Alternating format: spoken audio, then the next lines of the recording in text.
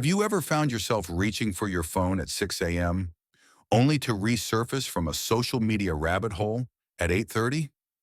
Your good intentions crushed under the weight of just 5 more minutes? That's not just a morning habit. It's the first domino that knocks down your entire day. Here's the truth no one wants to hear.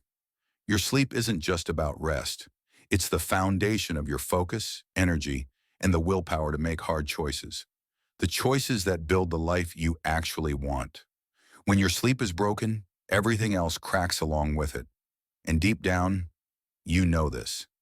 You feel it every time you drag yourself through the day, wondering why everything feels harder than it should. But why is fixing your sleep so hard? Because your body has been trained into a destructive rhythm. Night after night of scrolling until 2 a.m. has rewired your brain. And every time you say, I'll start tomorrow, you're reinforcing the chains holding you back.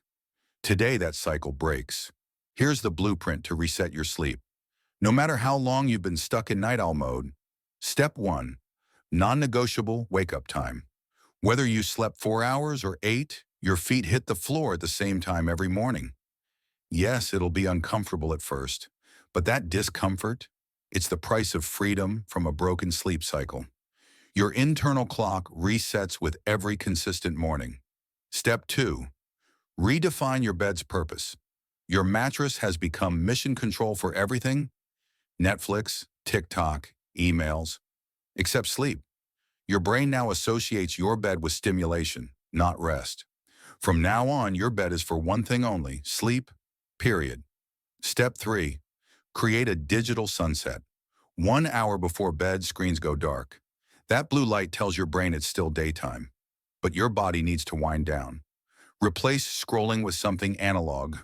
Read, journal, breathe. Give your mind permission to slow down.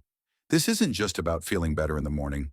This is about reclaiming the first battle of your day so you can win all the others.